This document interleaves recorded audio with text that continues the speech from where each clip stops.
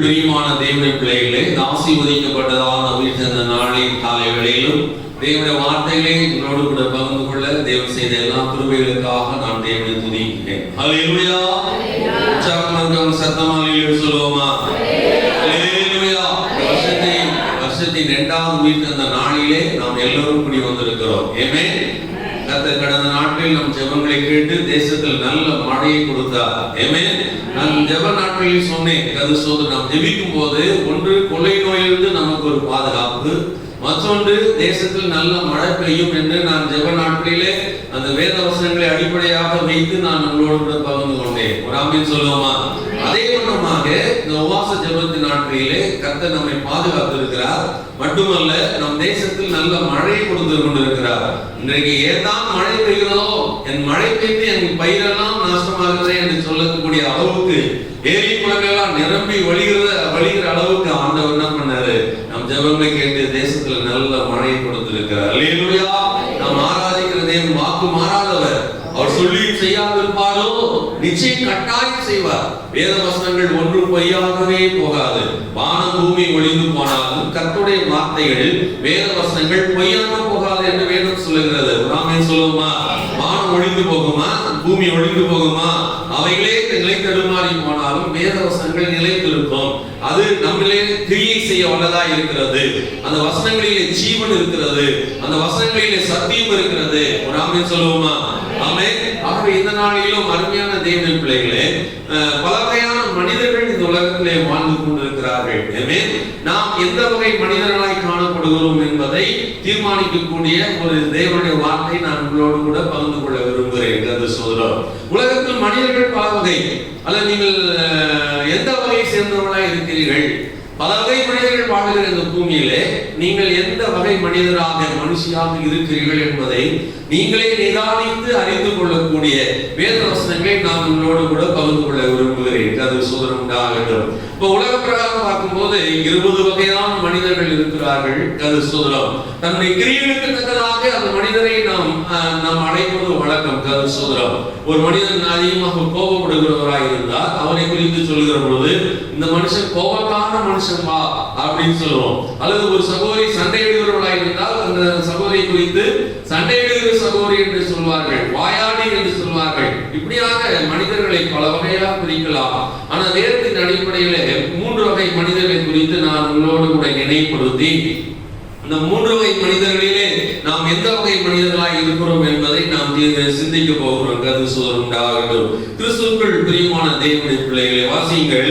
அப்போஸ்தலனாகிய பவுல் கொரிந்தியருக்கு எழுதின நிருபம் 2ஆம் அதிகாரம், 1 கொரிந்தியர் 2ஆம் அதிகாரம் அதனுடைய 14ஆம் வசனத்தை வாசிக்கலாம்.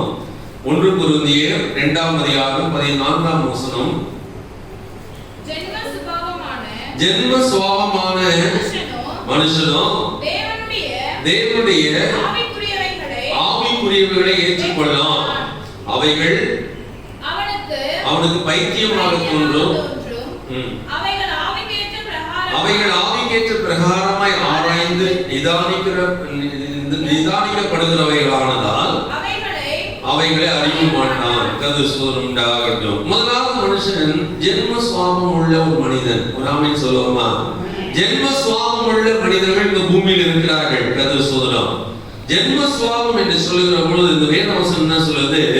தேவனுடைய ஜென்ம சுபாவம் உள்ள மனுஷனும் தேவனுடைய ஆவிக்குரியவர்களை ஏற்றுக்கொள்ள மாட்டான்.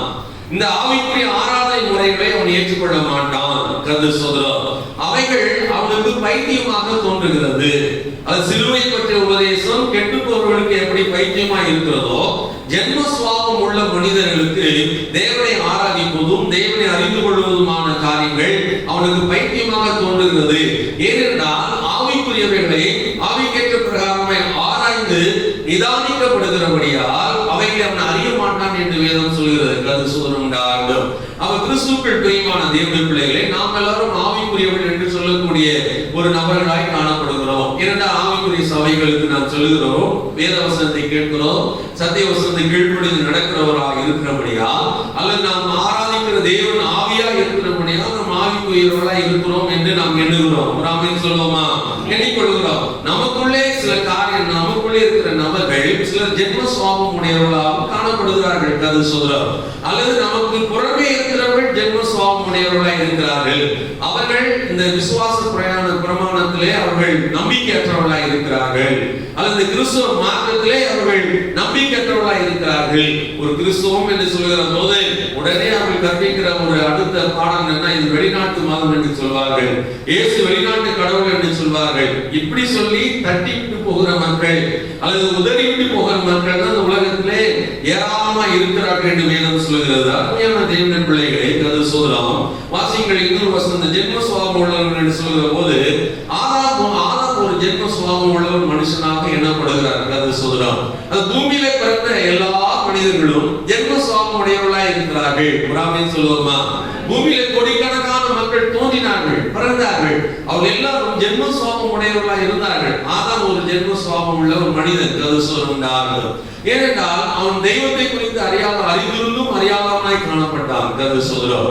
தெய்வம் ஒருவர் உண்டு என்று அறிந்தும் அவரோடு கூட உறவாடி இருந்தும் அவரை அறியாதவனாய் காணப்பட்டு அவருக்கு வார்த்தைக்கு கீழ்ப்படியாதவனாய் போனபடியால் அவன் ஜென்ம மனுஷனாக எண்ணப்படுகிறான். கது சொல்லுகிறார்கள். முதலாம் மாதம் ஜென்ம சுவாபம் உடையவன் என்று வேதத்தில் வாசிக்கிறோம். இரண்டாம் மாதமாக இயேசு கிறிஸ்து ஆவிக்குரிய மனுஷனாக இருக்கிறார் என்று சொல்லி நாம் வாசிக்கிறோம். கது சொல்கிறோம். அப்ப முதல் மனிதனாக இருக்கிற ஆதாம் ஜென்ம சுவாபம் உடையவனாய் இருக்கிறான். அவன் வேத வசனங்களுக்கு கீழ்ப்படியாதவனாய் காணப்படுகிறான். அவன் ஆவிக்குரிய தேவனை ஆராதிக்காதவனாய் காணப்படுகிறான். அவன் ரட்சிக்கப்படாதவனாய் காணப்படுகிறான். அவன் அவிசுவாசியாய் காணப்படுகிறான் என்று பல பெயர் நாம் சொல்லிக் கொண்டே போகலாம். கது சூரம்.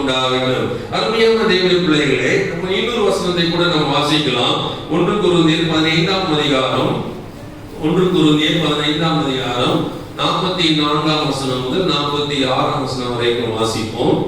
ஜென்ம சரீரம் விதைக்கப்படும். ஜென்ம சரீரமானது விதைக்கப்படும். ஆவிக்குரிய சரீரம் எழுந்திருக்கும். ஆவிக்குரிய சரீரம் எழுந்திருக்கும். ஜென்ம சரீரமும் உண்டு. ஜென்ம சரீரமும் உண்டு. ஆவிக்குரிய சரீரமும் உண்டு. ஆவிக்குரிய சரீரமும் உண்டு.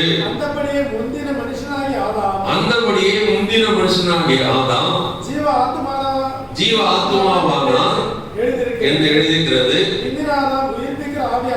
பிந்தின ஆதாம் உயிர்ப்பிக்கிற ஆவியானவர். ஆகிலும் ஆவிக்குரிய சரீரம் முந்தினதல்ல. ஜென்ம சரீரமே முந்தினது. மனுஷனுடைய சரீரம் ஆவிக்குரிய சரீரம் பிந்தினது. கிறிஸ்துவுக்குள் பிரியமான தேவனுடைய பிள்ளைகளே, கர்த்த சோதரம் மரித்தோரின் உயிர்த்தெழுதலை குறித்து அப்போஸ்தலனாகிய பவுல் பிரசங்கிக்கிற பொழுது ஜென்ம சரீரமானது விதைக்கப்படுகிறது. ஜென்ம சரீரம் என்று சொல்கிற போது இந்த மண்ணினால் உருவாக்கப்பட்ட மனுஷன், இந்த மண்ணினால் உருவாக்கப்பட்ட மனுஷி, அவனுக்குள்ளே ஆவி இருந்தாலும் ஆவிக்குரியவன் அல்ல. அப்பேற்பட்டதான இந்த ஜென்மம், இந்த ஆவி நம்மை விட்டு ஜென்மத்தை விட்டு பிரிகிற போது இந்த சரீரமானது விதைக்கப்படுகிறது, பூமியிலே புதைக்கப்படுகிறது என்பதை குறித்து அப்போஸ்தலனாகிய பவுல் தெளிவாக அங்கே சொல்கிறதை பார்க்க முடிகிறது. கர்த்த சோதரம். ஜென்ம சரீரம் விதைக்கப்படுகிறது, ஆவிக்குரிய சரீரம் எழுந்திருக்கிறது. எப்படிப்பட்ட ஆவிக்குரிய சரீரம் எழுந்திருக்கிறது? இயேசு கிறிஸ்து வருகிற நாளிலே கிறிஸ்துவுக்குள்ளாக மரித்தவர்கள் முதலாவது எழுந்திருப்பார்கள் என்ற வேத வசனத்தின் அடிப்படையில் பார்க்கும்போது, அப்ப புதைக்கப்பட்ட ஜென்ம சரீரம் எழுந்து நடமாடுமா, அல்லது ஆவிக்குரிய சரீரம் தான் எழுந்து நடமாடும், அல்லது ஆவிக்குரிய சரீரம் எழுந்து தேவனோடு கூட சஞ்சரிக்கும் என்றுதான் நாம் புரிந்து கொள்ள முடியும். ஏனென்றால் அந்த ஜென்ம சரீரமானது சாவுக்கு ஏதுவானதாக இருக்கிறது, அழிவுக்கு ஏதுவானதாக இருக்கிறது. இது புதைக்கப்படுகிற போது மண்ணோடு மண்ணாக அல்லது அழிவு போய் மண்ணோடு மண்ணாக சாம்பலோடு சாம்பலாக கலந்து விடுகிறபடியினாலே ஆவிக்குரிய சரீரம் உயிர்ப்பிக்கப்பட்டு என்றென்றும் இயேசுவோடு கூட இருக்கும் என்பதை நாம் அறிந்து கொள்ள வேண்டியது அவசியமாக இருக்கிறது. ஹல்லேலூயா. அப்ப நாம் ஜென்மத்திலே பிறந்தவர்களாக இருந்தாலும் நாம் புதைக்கப்படுகிற போது ஆவிக்குரியவர்களாக நாம் மாறி, ஆவிக்குரிய தேவனை நாம் ஆராதிக்கிறவர்களாய் மாறி, ஆவிக்குரிய தேவனை விசுவாசிக்கிறவர்களாய் மாறி நாம் புதைக்கப்படுகிற போது ஆவிக்குரிய சரீரம் எழுந்திருந்து பரலோகத்தில் என்றென்றும் அவரோடு கூட இருக்கும் என்றுதான் ஒரு நம்பிக்கை கிறிஸ்தவர்களாய் இருக்கிற நமக்கு விசேஷமாய் காணப்படுகிறது. அல்லேலூயா. பூமியில பிறக்கிற எல்லாரும் மரித்து போகிறார்கள், எல்லாரும் ஒரு நாள் மரித்து போகிறார்கள். நாமும் பூலோகத்தால் போகிற பாதை வழியாகவே கடந்து போகிறோம் என்று வேதம் சொல்கிறது. கர்த்த சோதரம். ஒருவேளை கிறிஸ்துவை ஆராதிக்கிறதுனால நாம் சாவதில்லை என்று நாம் என்றைக்காவது சொல்ல முடியுமா? அல்லது இத்தனை ஆண்டு காலம் உயிரோடு இருப்பேன் என்று சொல்லிக் கொள்ள முடியுமா? முடியாது. நாமும் ஒரு நாள் பூலோகத்தாருடைய பாதை வழியாகவே கடந்து செல்ல வேண்டும். ஆனால் நாம் ஆவிக்குரியவர்களாக இருக்கும் போது ஜென்ம சரீரம் புதைக்கப்பட்டாலும் விதைக்கப்பட்டாலும் ஆவிக்குரிய சரீரம் ஒரு நாள் எழும்பும் என்பதாக நம்பிக்கை நமக்குள்ள இருக்கிறபடியால் இந்த விசுவாசத்தை நாம் தொடர்ந்து வருகிறோம். அல்லேலூயா. முந்தின மனுஷனாகிய ஆதாம் ஜீவ ஆத்துமாவானான். அவனுக்குள்ளே மண்ணினால் உருவாக்கப்பட்டவன் மனுஷனுக்குள்ளே தன்னுடைய சுவாசத்தை என்ன பண்றாரு? தேவனாய் ஊதினார். சுவாசத்தை ஊதின போது அவன் ஜீவ ஆத்துமாவானான். சாதாரணமான மண்ணினால் உருவாக்கப்பட்ட மனுஷனுக்குள்ளே ஜீவன் வந்தது போல கதிர்சோதம் உண்டாகட்டும். இது உண்மைதானே? பிந்தின ஆதாம் உயிர்ப்பிக்கிற ஆவியாய் இருக்கிறார். பிந்தின ஆதாம் உயிர்ப்பிக்கிற ஆவியாய் இருக்கிறார் என்று வேதம் சொல்லுகிற கதிர்சோதம் உண்டாகட்டும். ஜென்மத்தில் உருவாக்கப்பட்டு ரட்சிக்கப்படுகிறதுனால, ஆவியான தேவனை ஆராதிக்கிறபடினால, நமக்குள்ளே ஆவியானவர் வாசமாய் இருக்கிறபடினால, நம்முடைய பாவங்கள் மன்னிக்கப்பட்டு பரிசுத்தமாக்கப்பட்டபடினால ஆவியானவராலே ஒரு நாள் உயிர்ப்பிக்கப்படுவோம் என்றதான ஒரு நம்பிக்கை நமக்குள்ளே காணப்படுகிறது. அருமையான தேவனுடைய பிள்ளைகளே, கதிர்சோதம் உண்டாகட்டும். முந்தின மனுஷன் பூமியிலிருந்து உண்டானவன், இரண்டாம் மனுஷனோ வானத்திலிருந்து இறங்கி வந்து கர்த்தர் என்று வேதம் சொல்லுகிறது. கதிர்சோதம். முந்தின மனுஷன் மண்ணினால் உருவாக்கப்பட்டான். முந்தின ஆதாம் மண்ணினால் உருவாக்கப்பட்டார். பிந்தின ஆதாம் ஆகிய இயேசு கிறிஸ்துவோ வானத்திலிருந்து இறங்கி வந்த கர்த்தர் என்று வேதம் அறிக்கை செய்கிறது. அல்லேலூயா. அப்ப இயேசு கிறிஸ்து வானத்திலிருந்து இறங்கி வந்த அப்பம், அவர் ஜீவ அப்பம் என்று நாம் வேற ஒரு இடத்துல வாசிக்கிறோம். கதிர்சோதம். இவர் வானத்திலிருந்து இறங்கி வந்தார். பூமியிலே தோன்றினவர் அல்ல, மண்ணினால் உருவாக்கப்பட்டவர் அல்ல. இது பரிசுத்த ஆவியினாலே அவர் உருவாக்கப்பட்டவர், பரிசுத்த ஆவியினாலே தோற்றுவிக்கப்பட்டவர் இயேசு கிறிஸ்து. அவர் ஆவியான தேவனாய் இருக்கிறார். ஆமென். அவர் ஆவியாகிய கர்த்தராய் இருக்கிறார் என்று வேதம் சொல்கிறபடினாலே, இந்த ஜென்ம சுவாபங்களில் இருக்கிற மனிதராய் இருக்கிற நாம் ஆவிக்குரியவர்களாய் நம்மை மாற்றிக்கொள்ள வேண்டியது அவசியமாய் இருக்கிறது. ஜென்மத்திலே தோற்றுவிக்கப்பட்டவர்கள், சரிய மாம்சத்திலே தோற்றுவிக்கப்பட்டவர்களாய் இருக்கிற நாம் ஆவிக்குரியவர்களாக நம்மை மாற்றிக்கொள்ள வேண்டியது அவசியமாய் இருக்கிறது. அல்லேலூயா. இன்னொரு வசனத்தை வாசிப்போம். யூதாவின் புத்தகம் 18ஆம் அதிகாரம், யூதா புத்தகம் 18ஆம் வசனமும் 19ஆம் வசனத்தை வாசிப்போம். வெளிப்படுத்த விசேஷத்துக்கு முந்தின உள்ள ஒரு வேத பகுதி, ஒரே ஒரு அதிகாரம் தான். அது கொண்டு 18ஆம் வசனமும் 19ஆம் வசனத்தை வாசிக்கும் பொழுது, கடைசி காலத்திலே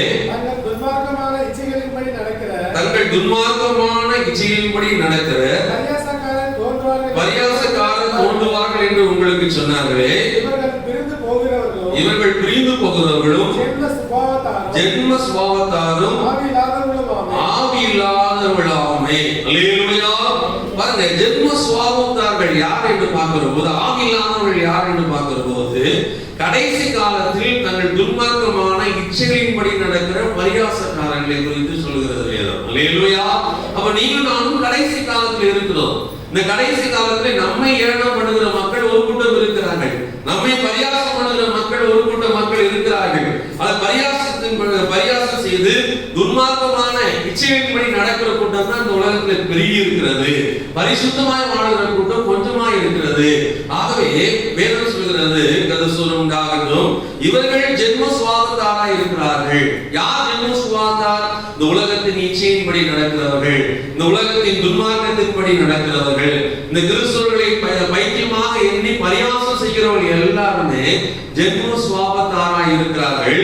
அவர்கள் ஆவியில்லாதவர்களாகவும் இருக்கிறார்கள் என்று வேதம் சொல்கிறது. அல்லேலூயா. அருமையான தேவனுடைய பிள்ளைகளே, இந்த ஜென்ம சுபாவத்தார் என்று சொல்லுகிற போது ரட்சிக்கப்படாதவர்கள் கதிர்சோதம், அல்லது ரட்சிக்கப்படாதவர்கள் மாம்சத்துக்குரிய கிரியைகளை தங்களுடைய சரீரங்களில் எப்பொழுதும் செய்து கொண்டிருக்கிறார்கள். கலாத்திற்கு நிருபம் 5ஆம் அதிகாரம் 19 முதல் 21 வசனங்களை நீங்கள் வாசித்து பார்க்கிற பொழுது, மாம்சத்துக்குரியவர்கள் மாம்சத்தின் கிரியைகளை செய்கிறவர்களாய் இருக்கிறார்கள். ஒரு ஆமென் சொல்லுவோமா? அப்ப ஜென்ம சுபாவம் உடையவர்களும் மாம்சத்தின் கிரியைகளை செய்கிறவர்களாய் இருக்கிறார்கள் என்றுதான் நம்ம புரிந்து கொள்ள முடிகிறது. எதெல்லாம் சாப்பிட வேண்டும், விதி வந்தால் ஒரு நாளிலே மரிக்க வேண்டும் என்கிற ஒரு எண்ணம், நாளை தினத்தை குறித்து அவர்கள் கவலைப்படாதவர்கள். நீங்க அநேக மனிதர்களை பாருங்கள், கதிர்சோதம், இயேசுவை நீ அறிந்திருக்கிறாயா? இயேசுவை ஏற்றுக்கொள்கிறாயா? பரலோக வாசியாய் நீ கடந்து வர விருப்பம் உனக்கு இருக்கிறதா என்று கேட்கிற போது, அந்த பரலோகம் குறித்து அவர்களுக்கு எண்ணமும் கிடையாது, சிந்தையும் கிடையாது. அன்றாடம் அவர்கள் சம்பாதிக்க வேண்டும், சுகபோகமாய் வாழ வேண்டும், துன்மார்க்கமாய் ஜீவிக்க வேண்டும். கதிர்சோதம். அது வெந்ததெல்லாம் சாப்பிட வேண்டும், அன்றைக்கு என்ன கிடைக்கிறதோ அதையெல்லாம் சாப்பிட வேண்டும் என்றதான ஒரு நிலையில் வாழ்கிறவர்கள் தான் ஜென்ம சுபாவம் உடையவர்களாய் இருக்கிறார்கள். ஆனால் நீங்கள் நானும் ஜென்ம சுபாவம் உடையவர்கள் அல்ல. நாம் கர்த்தரை அறிந்தவர்களாய் இருக்கிறோம், ரட்சிக்கப்பட்ட தேவ ஜனங்களாய் இருக்கிறோம். ஆமென் சொல்லுவோமா? அருமையான தேவனுடைய பிள்ளைகளே, கர்த்தர் சோதரம் ரோமர் எழுதின 1ஆம் அதிகாரம் 29 இருந்து 32 வரைக்கும் வாசிப்போம். கர்த்தர் சோதரம் அங்கே ஜென்ம சுபாவத்தினுடைய மனிதர்களை குறித்து தெளிவாக சொல்லப்பட்டிருக்கிறது. ரோமர் 1ஆம் அதிகாரம் 29ஆம் வசனம் முதல் 32ஆம் வசனம் வரைக்கும் வாசிப்போம். அவர்கள் சகலவித அநியாயத்தினாலும் ஜென்ம சுபாவம் உடையவர்கள் சகலவித அநியாயத்தினாலும் வேசித்தனத்தினாலும் துரோகத்தினாலும் பொருளாசையினாலும் குரோதத்தினாலும் நிறையப்பட்டு பொறாமையினாலும் கொலையினாலும் வாக்குவாதத்தினாலும் வஞ்சகத்தினாலும் வன்மத்தினாலும் நிறைந்தவர்களுமாய் புறங்கூறுகளுமாய் அவதூறு பண்ணுகிறவர்களுமாய் தேவ பகைஞருமாய் துரோகிரணம் பண்ணுகிறவர்களுமாய் அகந்தை உள்ளவர்களுமாய் வீம்புக்காரருமாய் பொல்லாதவர்களை யோசித்து பிழைக்கிறவர்களுமாய் பெற்றாருக்கு கீழ்ப்படியாதவர்களுமாய் உணர்வில்லாதவர்களுமாய் உடன்படிக்கைகளை மீறுகிறவர்களுமாய் சுவாப அன்பில்லாதவர்களுமாய் இணங்காதவர்களுமாய் இரக்கமில்லாதவர்களுமாய் இருக்கிறார்கள். இப்படிப்பட்டவர்களை செய்கிறவர்கள் மரணத்துக்கு பாத்திரராய் இருக்கிறார்கள் என்று தேவன் தீர்மானித்த நீதியான தீர்ப்பை அவர்கள் அறிந்திருந்தும் அவைகளை தாங்களே செய்கிறதும் அல்லாமல் அவர்களை செய்கிற மற்றவர்களுக்கு பிரியப்படுவதுமாய் இருக்கிறார்கள். அல்லேலூயா. பாருங்க, ஜென்ம சுபாவம் உடையவர்கள் இப்பேற்பட்டதான கிரியைகளை உடையவர்களாய் இருக்கிறார்கள்.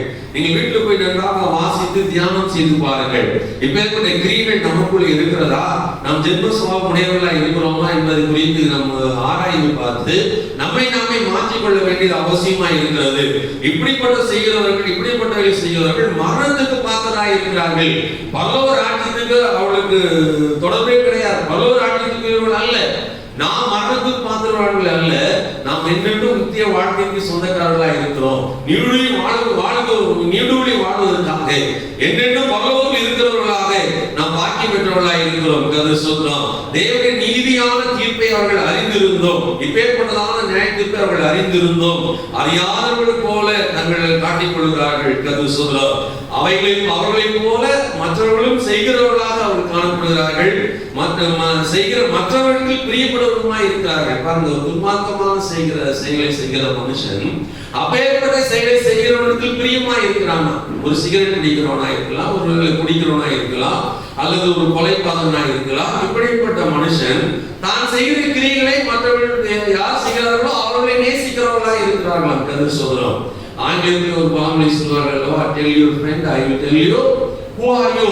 உன் நண்பனை எனக்கு சொல்லு, நான் உன்னை யார் என்று சொல்கிறேன் என்று சொல்வார்கள். அப்ப நண்பர்கள் எப்படி இருக்கிறார்கள் என்று சொன்னால், இவர்கள் போகிற பாதைக்கு ஏற்றவண்ணமாக நண்பர்களை தேடிக் கொள்கிறார்கள். உதாரணம் சொல்லுமா, அல்ல டாஸ்மாக் கடைக்கு போகிறவர்கள் அவர்கள் அங்கே செல்கிறவர்களை நேசிக்கிறவர்களாக இருக்கிறார்கள். கர்த்தர் சொல்றோம். கல்யாணத்தை சீட்டாட்டம் ஆடுகிறவர்கள், விக்கிரகாராதனை செய்கிறவர்கள், அல்ல நேசித்தனத்துக்கு உட்படுகிறவர்கள் எல்லாம் என்ன பண்றாங்க, ஒரு குழுவாக ஒரு கூட்டாக அவர்கள் என்ன பண்றாங்க, செயல்படுகிறதை வேதம் தெளிவு திட்டமா சொல்கிறது. இவர்கள் மரணத்துக்கு பாத்திரவான்களாக இருக்கிறார்கள். இவர்கள் தேவனின் நீதி அறிந்தவர்களாக இருக்கிறார்கள். தேவனின் நியாயத்திற்கு அறிந்தவர்களாக இருக்கிறார்கள். தான் செல்கிற பாதை தவறு என்று அறிந்திருந்தும் தவறாக செல்கிறவர்கள், நாம் செய்கிற காரியங்கள் தவறு என்று அறிந்திருந்தும் தவறாக செய்கிறவர்கள் தான் ஜென்ம சுபாவம் உடையவர்களாக இருக்கிறார்கள். அல்லேலூயா, அல்லேலூயா. அருமையான தேவனுடைய பிள்ளைகளே, கர்த்தர் சொல்றார், இந்த ஜென்ம சுபாவம் உடையவர்கள் அவிசுவாசிகள் எனப்படுகிறார்கள். அவர்கள் விசுவாசிகள் அல்ல, அவர்கள் ரட்சிக்கப்படாதவர்கள். கர்த்தர் சொல்றார், வேதத்தை அவர்கள் அறிந்திருந்தும் சில நேரங்களிலே வேதத்தை தனக்கு கொடுக்கப்பட்ட அறிவு நிமித்தமாக தன்னுடைய மூளையினாலே அல்லது தன்னுடைய அறிவினாலே அதை ஆராய்ந்து அதிலே காணப்படுகிற குறைகள் எல்லாம் சுட்டி காட்டுகிறார்கள். இது குறைவா இருக்கிறது என்று சொல்கிறார்கள். கர்த்தர் சொல்றார் உண்டாகட்டும்.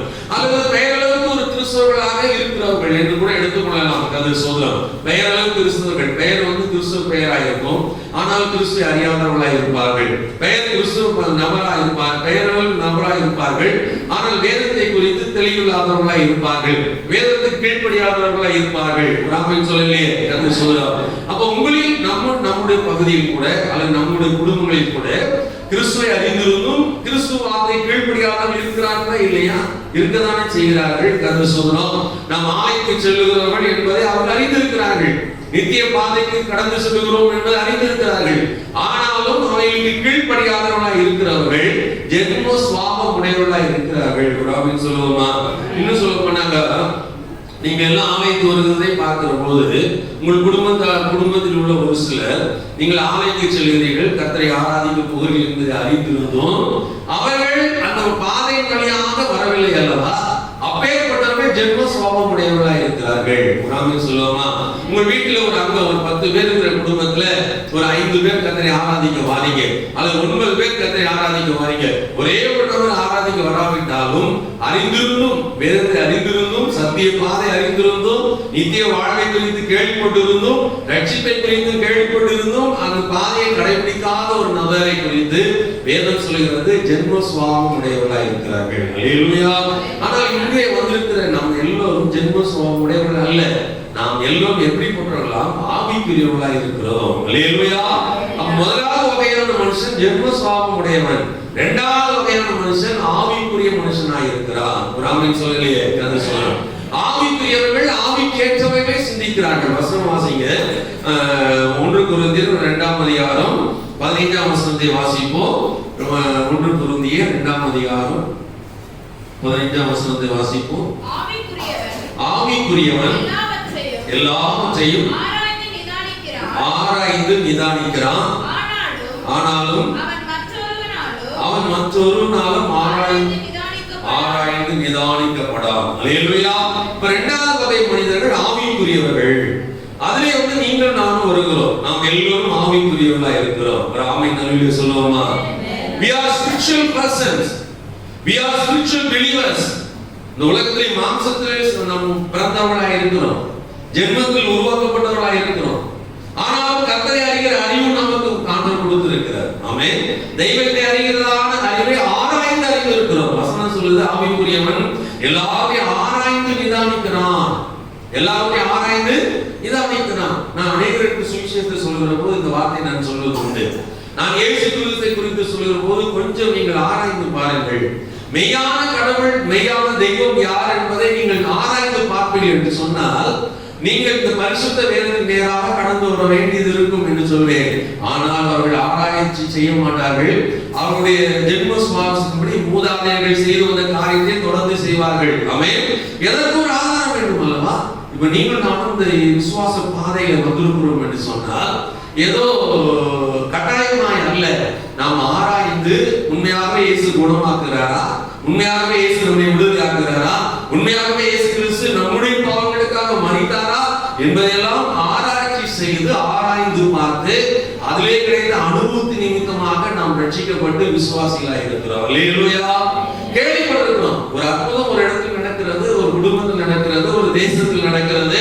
இயேசுவின் நாமத்தை சொல்லுகிற பொழுது, இயேசுவின் நாமத்தை சொல்லுகிற போது பிசாசுகள் ஓடுகிறதை பார்க்கிறோம், வியாதி சுகம் அடைகிறதை பார்க்கிறோம். இதை ஆராய்ச்சி செய்கிறோம். அப்போ நாம் கடந்து வருகிற பாதை நாம் ஏற்கனவே செய்து வந்தது உண்மையானதா இல்லை பொய்யானதா என்பதை நாம் நிதானித்து ஆராய்ந்து இந்த மெய்யான பாதை வழியாய் கடந்து வந்திருக்கிறோம். ஆகவே நாம் ஆவிக்குரிய மக்களாக இருக்கிறோம். அல்லேலூயா. ஆகவே நாம் we are not mad. நாம் முட்டாள் கிடையாது. கிறிஸ்துவின் மார்க்கத்தை நாம் பின்பற்றுகிறவர்களாக இருக்கிறபடியால் நாம் முட்டாள்கள் அல்ல, நாம் அறிவாளிகள் காணப்படுகிறோம். ராமின் சொல்லலையே? ஆமென். என்ற ஆராய்ச்சி செய்து ஆராய்ந்து நிதானித்து இந்த பாதையை நாம் கடந்து இருக்கிறோம். ஆனாலும் இப்பேற்பட்ட விசுவாசியின் நிலைமை குறித்து வேறு ஒருவன் ஆராய்ந்து நிதானிக்கவே முடியாது. கர்த்தர் சொல்றோம், உங்களை வேறொருவன் ஆராய்ந்து நிதானிக்க முடியாது. நீங்கள் எப்படிப்பட்ட காரியத்தை செய்கிறவர்களா எப்படி என்பதை குறித்து வேறொருவன் அறிந்து கொள்ளவே முடியாது. காரணம், உங்களுக்குள்ளே எனக்குள்ளே ஆவியானவர் வாசமாய் இருக்கிறார்.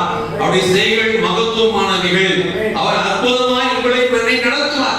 மற்றவர்கள் கணிக்கவே முடியாதுங்க. உங்க பாதையை குறித்து எந்த மந்திரவாதியா இருந்தாலும் சரி, அல்லது எந்த ஒரு பிள்ளி சூன்யம் செய்கிறவனா இருந்தாலும் சரி, நீங்க செல்லுகிற பாதையை அவர் அறிந்து கொள்ள முடியாது. நீங்க செய்கிற செயல்களையும் அறிந்து கொள்ள முடியாது. உங்களுக்குள்ளே எனக்குள்ளே வாசமாய் இருக்கிற ஆவியானவர் நம்மை விசேஷமாய் நடத்துகிறவராய் இருக்கிறார். அல்லேலூயா. கர்த்தர் உண்டாகட்டும். அருமையான தேவனுடைய பிள்ளைகளே, அப்ப ஆவிக்குரியவர்கள் பார்க்கும்போது வாசிங்க கலாத்தியர் 6ஆம் அதிகாரம் 1ஆம் வசனத்தை வாசிங்கள். இதே 3ஆம் அதிகாரம் 1 கொரிந்தியர் 3ஆம் அதிகாரம் 1ஆம் வசனத்தை வாசிங்க. மேலும் சகோதரரே, நான் உங்களை ஆவிக்குரியவர்கள் என்று எண்ணி உங்களுடனே பேசப்படாமல் மாம்சத்துக்குரியவர்கள் என்றும் கிறிஸ்துவுக்குள் குழந்தைகள் என்று எண்ணி பேச வேண்டியதாயிற்று. நான் உங்களை ஆவிக்குரியவர்கள் என்று எண்ணி உங்களுடனே பேசாமல். அப்ப இந்த ஆவிக்குரியவர்களும் மாம்சத்துக்குரியவர்களும் சபைக்குள்ளே இருக்கிறார்கள். சொல்லுவோமா? இந்த மூன்றாவது மாம்சத்துக்குரியவர்கள். முதலாவது ஜென்ம சுபாவம் உடையவர்கள் ஆலயத்துக்குள் இருக்க மாட்டார்கள். ஆனா ஆவிக்குரியவர்களும் மாம்சத்துக்குரியவர்களும் சபைக்குள்ளே இருக்கிறவர்களாக இருக்கிறார்கள். அதை குருது சபைக்கு பவுலோஸ் எழுதுகிற போது, நான் உங்களை ஆவிக்குரியவர்கள் என்று எண்ணி உங்களுடனே கூட பேசக்கூடாமல் மாம்சத்துக்குரியவர்கள் என்றும் கிறிஸ்துவுக்குள்ளான குழந்தைகளும் என்று எண்ணி பேச வேண்டியதாயிற்று. ஆரம்ப கால விசுவாசிகள், ஆரம்ப காலத்தில் இயேசு கிறிஸ்து அறிந்தவர்கள் குழந்தைகளாக இருக்கிறபடியால் அவர்கள் மாம்சத்துக்குரியவர்களாக இருக்கிறார்கள். ஆவிக்குரிய போஜனமாகிய சத்திய வசனத்தை அவர்களுக்குள்ளே போதிக்கக்கூடாது இருந்தது என்று அப்போஸ்தலன் பவுல் சொல்வதை பார்க்கிறோம். கர்த்தர் உண்டாகட்டும். கிறிஸ்துவுக்குள் பிரியமான தேவனுடைய பிள்ளைகளே, ஆவிக்குரிய மனுஷன் மறுபடியும் பிறந்தவனாய் இருக்கிறான். நாமே சொல்லுமா? ஆவிக்குரிய மனுஷன் மறுபடியும் பிறந்தவனாய் இருக்கிறான். எந்த வகையில் நாம் மறுபடியும் பிறந்திருக்கிறோம்? ஜலத்தினாலே நாம் மறுபடியும் பிறந்தவர்களாய் இருக்கிறோம். ஆவியினாலே நாம் மறுபடியும் பிறந்தவர்களாய் இருக்கிறோம். ராமியம் சொல்லுமா?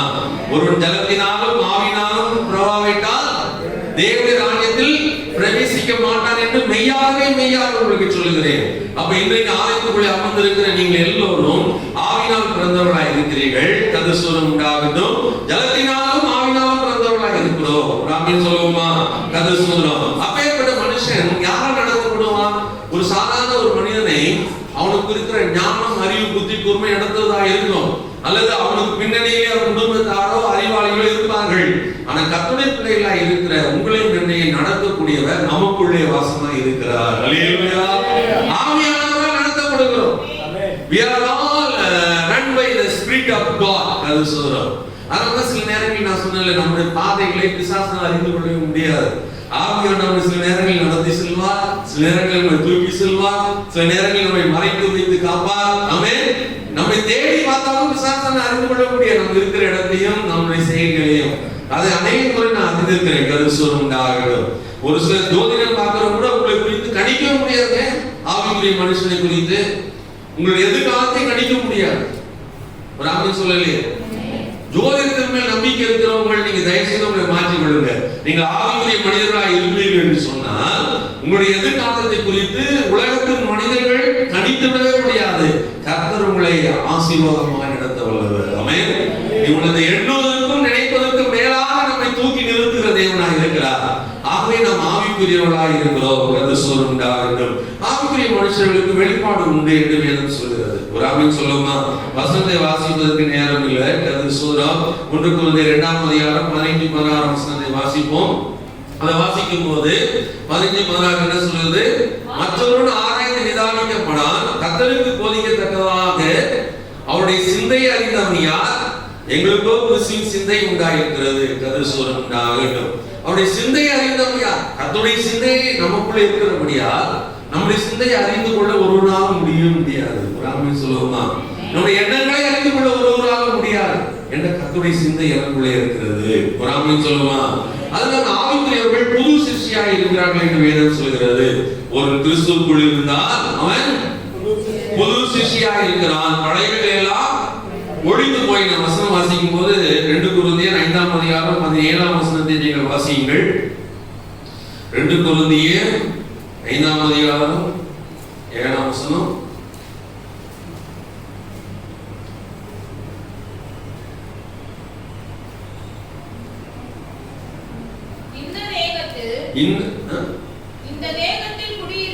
இந்த தேகத்தில் குடியிருக்கையில் 2 கொரிந்தியர் 5 அதிகாரம் 17 வசனம். இப்படி இருக்க ஒரு கிறிஸ்துவுக்குள் இருந்தால் புது சிருஷ்டியாக இருக்கிறார். பழையவைகள் எல்லாம் ஒழிந்து போயின, எல்லாம் புதிதாயின. ஒரு ஆமென் சொல்லுவோமா? இப்போ உங்களை பார்த்து கேட்கிறேன், நான் கிறிஸ்துவுக்குள்ளாக இருக்கிறேன் சொல்லுகிறேன். ஒரு ஆமென் சொல்லுங்க. எனக்குள்ளே இருக்கிற பழைய கையிலெல்லாம் ஒழிந்து போனது என்று சொல்லுகிறேன். ஒரு ஆமென் சொல்லுங்க. பழைய கோபங்கள், பழைய சண்டைகள், பழைய பாவ பழக்க வழக்கங்கள், பழைய அக்கிரமமான சிந்தைகள் எல்லாம் என்னை ஒழிந்து போய்விட்டது. இப்பொழுது நான் புதிய ஒரு மனுஷனாக, புதிய ஒரு மனுஷியாக இருக்கிறேன். இதுதான் ஆவிக்குரிய மனுஷனுக்கு ஒரு அடையாளம். கர்த்தர் சொல்றார். நாம் ரட்சிக்கப்பட்டோம் என்பதற்கு ஒரு அடையாளம். அதான் ரீஃபார்மேஷன் சொல்லுவாங்க இல்லையா, புதிய மனுஷனாக உருவாக்கப்பட்டிருக்கிறேன், கர்த்தர் என்னை நிறுத்தி இருக்கிறார், அவர் கேட்ட ஒரு பரிசுத்தனா என்னை மாற்றி இருக்கிறார். ராமன் சொல்லுவோமா? கர்த்தர் சொல்றார். பழைய எல்லாம் ஒழிந்து போச்சுங்க. நான் முன்னாடி முரணனா இருந்தேன், நான் இப்பொழுதும் சாந்தம் உள்ளவனா இருக்கிறேன். முன்னாடி நான் கோபக்காரியை சண்டைக்காரியா இருந்தேன், இப்பொழுதும் நான் சாந்தம் உள்ள சகோதரியா இருக்கிறேன். இதுதான் உண்மையான ஒரு ரட்சிப்பு. கர்த்தர் சொல்றார். இப்படி உண்மையாக ரட்சிக்கப்பட்டவர்கள் ஆவிக்குரியவர்களாக இருக்கிறார்கள். இன்னொரு வசனத்தை வாசிப்போம். எபேசியர் 2ஆம் அதிகாரம் 1 முதல் 9 வசனங்களை வாசிக்கலாம். கர்த்தர் சொல்றார், ஆவிக்குரிய மனிதர்கள் எப்படி இருக்க வேண்டும் என்று அந்த வேதம் சுட்டி காட்டுகிறது. கர்த்தர் சொல்றார், எபேசியர் 2ஆம் அதிகாரம் 1 முதல் 9 வசனங்களை வாசிப்போம். அக்கிரமங்களினாலும் பாவங்களினாலும் மரித்தவர்களாய் இருந்து உங்களை உயிர்ப்பித்தார். ஆமென். ஒரு ஆமென் சொல்லலையே. அக்கிரமங்களினாலும் பாவங்களினாலும் மரித்தவர்களாய் இருந்த நம்மை யார் உயிர்ப்பித்தது? இயேசு கிறிஸ்து உயிர்ப்பித்தார். அல்லேலூயா. எதுல இருந்தோம்? முன்னாடி ரட்சிக்கப்படுவதற்கு முன்பாக அக்கிரமங்களிலும் பாவங்களிலும் இருந்தோம். கர்த்தராகிய இயேசு கிறிஸ்து நம்மை உயிர்ப்பித்திருக்கிறார். அவைகளில் நீங்கள் முற்காலத்திலே இவ்வுலக வழக்கத்திற்கு ஏற்றபடியாகவும் வாசிங்க சிஸ்டர். அவைகளில் நீங்கள் முற்காலத்திலே வேகமாக வாசிங்க. இவ்வுலக வழக்கத்திற்கு ஏற்றபடியாகவும் கீழ்ப்படியாமையின் பிள்ளைகளிடத்தில் இப்பொழுது கிரியை செய்கிற ஆகாயத்து அதிகார பிரபுவாகிய ஆவிக்கேற்றபடியாக நடந்து கொண்டீர்கள். ஆமென். பாருங்க, பழைய ரட்சிக்கப்படுவதற்கு முன்பாக நீங்கள் நானும் எப்படிப்பட்டவர்களாக இருந்தோம் என்று வேதம் தெளிவாய் சொல்கிறது. கர்த்தர் சொல்கிறார், ஆகாயத்து அதிகார பிரபுவாகிய ஆவிக்கேற்றபடியாக நடந்து கொண்டீர்கள். ஆகாயத்து அதிகார பிரபு இந்த உலகத்தின் பிரபஞ்சத்தின் லோகாதிபதி, அது பிசாசானவன் சொல்லுகிற அவன் இஷ்டப்படுகிற எல்லா காரியத்தையும் நாம் செய்கிறவர்களாக இருந்தோம். அவன் எப்படியெல்லாம் நம்மை போதித்து எப்படியெல்லாம் நம்மை சீர்கெட்டு போக பண்ணினானோ அப்படியெல்லாம் இருந்த நம்மை ஆண்டவர் ரட்சித்தார். 3ஆம் வசனம் வாசிக்கலாம். அவர்களுக்குள்ளே நாம் எல்லோரும் முற்காலத்திலே நமது மாம்ச இச்சையின்படி நடந்து நமது மாம்சமும் மனசும் விரும்பினவர்களை செய்து சுபாவத்தினாலே மற்றவர்களைப் போல கோபாக்கினின் பிள்ளைகளா இருந்தோம்.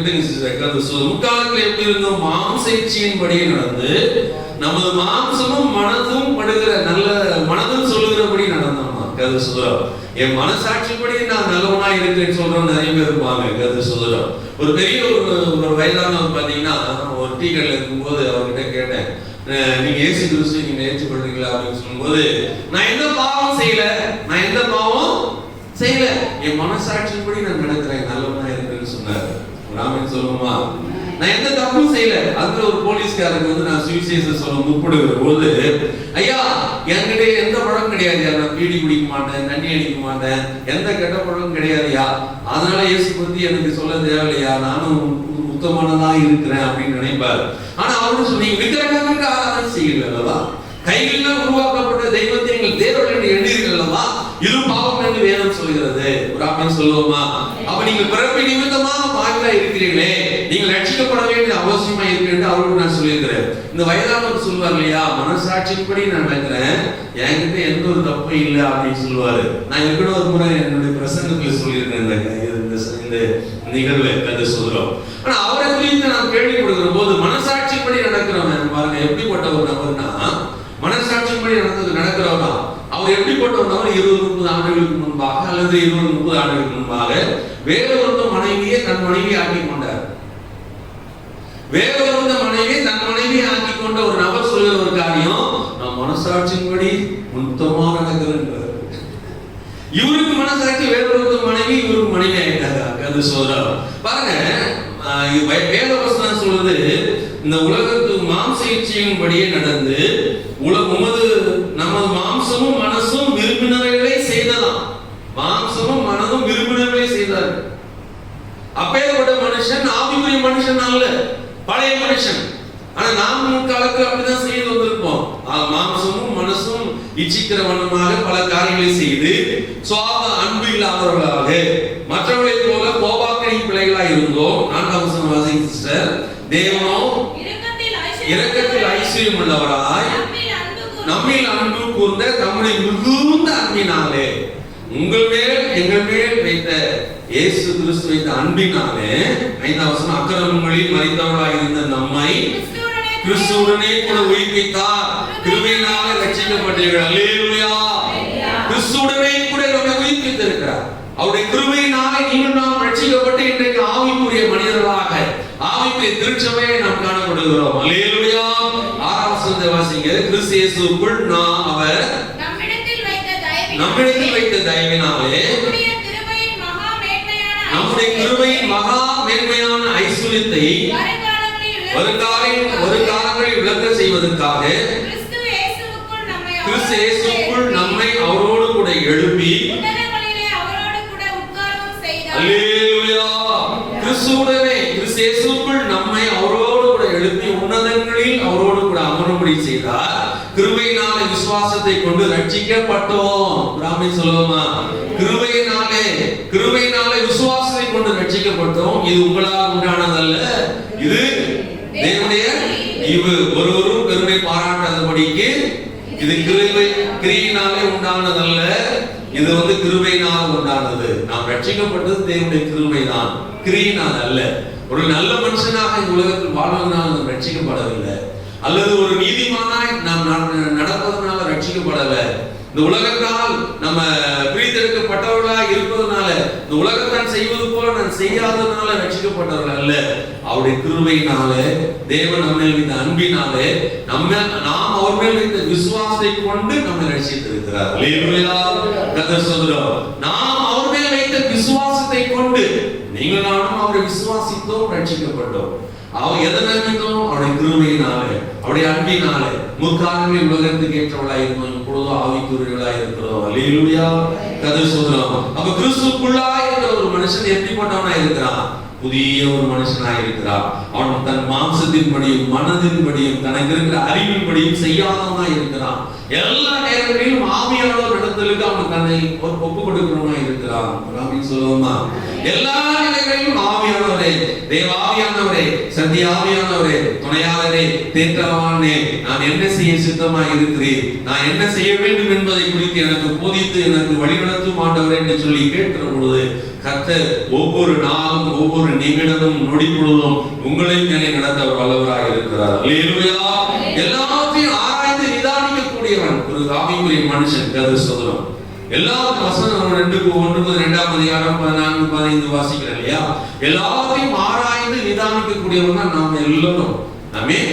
ஏன்னா அதனாலதான் நம்ம இந்த இயேசு கிறிஸ்துவை நம்ம அறிந்தவர்களாக நிதானித்திருக்கிறோம், ஆராய்ந்து பார்த்தோம். கிறிஸ்து என்று சொல்கிறார்களே, இயேசு ரட்சிக்கிறார் என்று சொல்கிறார்களே, இயேசு பாவங்களை மன்னிக்கிறார் என்று சொல்கிறார்களே, இயேசு என்னை குணமாக்குகிறார் என்று சொல்கிறார்கள் என்பதை நாம் ஆராய்ந்து நிதானித்தபடியால் நாம் ரட்சிக்கப்பட்டவர்களாக இருக்கிறோம். அப்ப ஆவிக்குரியவர்கள் எப்படிப்பட்டவர்கள்? அடுத்ததாக சுயத்தை சிலுவையில் அறைந்தவர்கள் என்று சொல்லப்படுகிறது. கர்த்தர் சொல்கிறார், சிலுவையிலே நம்ம சுயத்தை அறைந்தவர்கள். சிலுவையிலே அறைந்தவன் ஆவியானவர் முழு கட்டுப்பாட்டில் அவன் வாழ்கிறவன். கர்த்தர் சொல்கிறார், சுயம் என்பது நமக்குள்ள இருக்கக்கூடாது. சுயம் என்பது என்றால் என்ன? எனக்கு தான், எல்லாமே எனக்கு தான், எல்லாம் எனக்கு எனக்கு என்று சொல்வது. ஒரு ஆமை சொல்லுங்களேன்.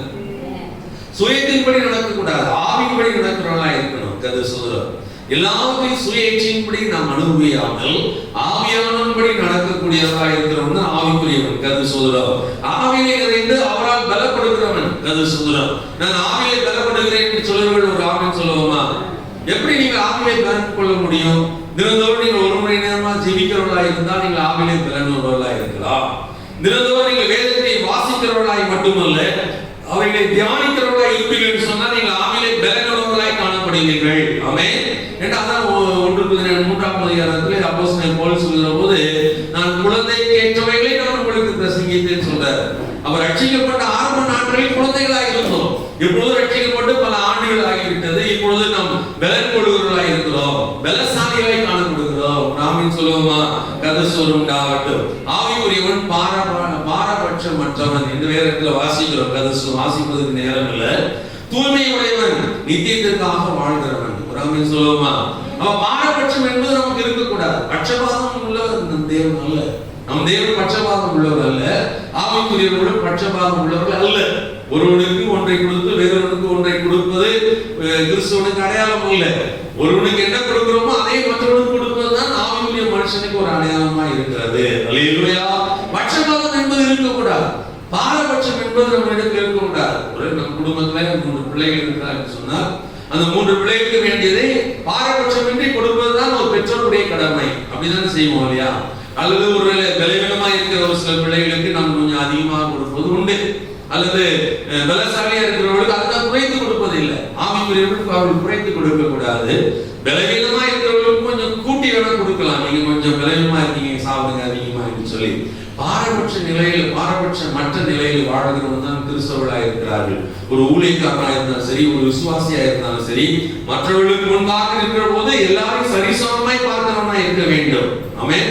ஒருவேளை பைக்ல வரவங்க ஒரு மாதிரி, சைக்கிள்ல வரவங்க ஒரு மாதிரி, கார்ல வரவங்க ஒரு மாதிரி, பங்களா வீட்டுல வசிக்கிறவங்க ஒரு மாதிரி, குடிசை வீட்டுல வசிக்கிறவங்க ஒரு மாதிரி ட்ரீட் பண்றவன் ஆவிக்குரிய மனுஷன் போதகன் கிடையாது. ஆமென் சொல்லுவோமா? ஆமென். நீங்க ஒரு குடிசையில போனா கூட அவங்க பாக்கி வேண்டும் என்று சொல்லிட்டு வருகிறேன் நான். கதை சொல்லுதான். நீங்க உங்களுடைய தரத்தை நிமித்தமாக நீங்கள் ஏழ்மையானவர்கள் அல்ல, நீங்கள் விசேஷமானவர்களா இருக்கிறீர்கள். காரணம் இயேசு கிறிஸ்து நீங்கள் விசுவாசிக்கிறவர்களா இருக்கிறபடியா. அல்லேலூயா. சரி, அடுத்ததாக 3வது வகை மாம்சத்துக்குரியவர்கள், மாம்ச சுபாவம் உடையவர்கள். ஒரு ஆமென் சொல்லுவோமா? முதலாவது வகை ஜென்ம சுபாவம் உடையவர்கள், 2வது வகை ஆவிக்குரிய சுபாவம் உடையவர்கள், 3வது வகை மாம்ச சுபாவம் உடையவர்கள். இது சொல்றோம். அது genetic person, spiritual person and மாம்சத்துக்குரியவன் என்று சொல்றது ஒன் ஆஃப் பர்சன் எது சொல்றாங்க. அது சொல்றோம். மாம்சத்துக்குரியவர்கள் இந்த சரீரத்துக்குரியவர்கள். அது சொல்றது உண்டாகட்டும். கிட்டத்தட்ட இந்த ஜென்ம சுபாவம் உடையவர்களுக்கும் இந்த ஆவி மாம்சத்துக்குரியவர்களுக்கும் கொஞ்சம் வித்தியாசம் இருக்குது. ஜென்ம சுபாவம் உடையவர்கள் ரட்சிக்கப்படாதவர்கள், மாம்சத்துக்குரியவர்கள் ரட்சிக்கப்பட்டவர்கள் தான். இயேசு அறிந்தவர்கள், அவர்களுக்குள்ளே இருக்கிற மாம்சத்தின் கிரியைகள் நிமித்தமாக அவர்கள் மாம்சத்துக்குரியவர்களாக எண்ணப்படுகிறார்கள். ஒரு ஆமென் சொல்லுவோமா? நான் சொன்னல பல வகையான மனிதர்கள் இந்த பூமியில வாழ்கிறார்கள். கதை சொல்றோம். அதுல நாம் எந்த வகை மனிதர்களாக இருக்கிறோம் என்பதை நாளில் சிந்தித்துக் கொண்டிருக்கிறோம். கதை சொல்றோம். வாசிங்கள் 1 கொரிந்தியர் 3ஆம் அதிகாரம் 2ஆம் வசனத்தை வாசிப்போம். 1 கொரிந்தியர் 3ஆம் அதிகாரம் 2ஆம் வசனம். நீங்கள் பலனில்லாதவர்கள் ஆனதால் உங்களுக்கு போஜனம் கொடாமல் பாலை குடிக்க கொடுத்தேன். இன்னும் நீங்கள் மாம்சத்துக்குரியவர்களாய் இருக்கிறபடியால் இப்பொழுதும் உங்களுக்கு பலன் இல்லை. பொறாமையும் வாக்குவாதமும்